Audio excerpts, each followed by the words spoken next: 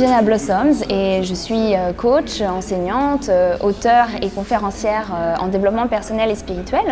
J'ai écrit récemment le livre « Trouver et réaliser votre mission de vie » qui vient de paraître aux éditions Exergue. Il vient tout juste de paraître et ce livre est finalement le fruit d'un chemin, le fruit de réflexion et surtout le partage que j'ai envie de faire pour accompagner les gens, ce que je fais déjà dans mes coachings et dans mes formations, à trouver du sens dans leur vie, à sentir qui ils sont vraiment, à vivre une vie beaucoup plus alignée avec qui ils sont. Et je crois qu'il parlera à toutes les personnes si vous êtes en manque de sens, si vous vous levez le matin en ayant l'impression que vous ne vivez pas la vie qui vous correspond, si vous avez le sentiment qu'il y a plus, que d'autres choses vous attendent, que vous passez à côté peut-être ou de votre vie, ou que vous avez des valeurs à partager, des choses à faire supplémentaires, et que ce n'est pas ce qui constitue votre vie actuellement. Si vous avez ces ressentis-là, je crois que ce voyage, parce que je vois ça comme un voyage, comme une aventure au cœur de soi-même,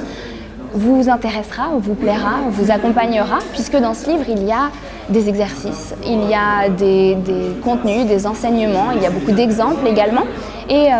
il y a un moyen de faire une introspection, de se poser les questions justes et d'apprendre à s'écouter. Parce que c'est ce que je fais dans mon travail, dans les messages que je partage. J'essaye de faire en sorte que vous puissiez vous écouter, que vous puissiez entendre cette autre petite voix que celle du mental qui est souvent là à nous dicter ce qu'on a à faire et qui vient un petit peu comme un dictateur nous donner des indications, nous faire analyser, rationaliser, être en train en permanence de nous dicter ce qu'on doit faire et pas forcément ce qu'on a envie de faire. Et moi j'ai envie de vous accompagner à travers ce livre à écouter davantage votre cœur.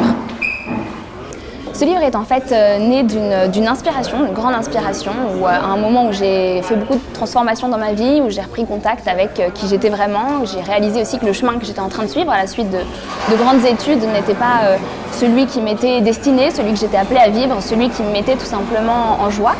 À la suite de ça, j'ai reconnecté avec mon intuition, j'ai reconnecté avec mon inspiration, avec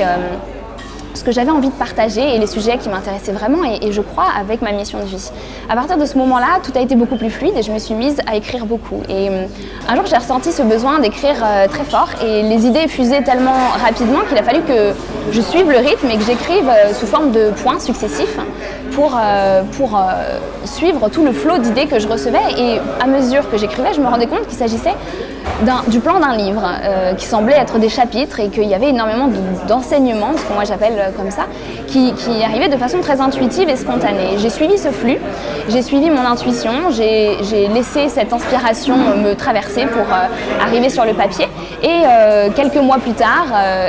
suite à une histoire assez incroyable de comment ce livre a été publié, comme quoi quand une idée a besoin de sortir, d'être diffusée, elle trouve toujours un chemin.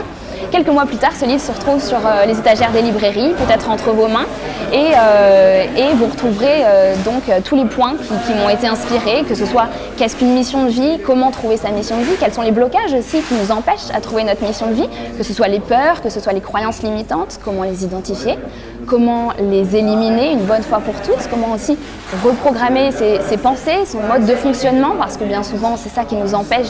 d'entendre et de ressentir qui on est. Et puis il y a une partie aussi sur la spiritualité, sur comment retrouver cette partie de nous qui a besoin de sens, qui a besoin d'un but dans sa vie, qui a besoin de faire partie de quelque chose de plus grand. Et je vous accompagne ensuite à vous poser les bonnes questions, à connecter avec qui vous êtes et à mettre en place votre mission de vie.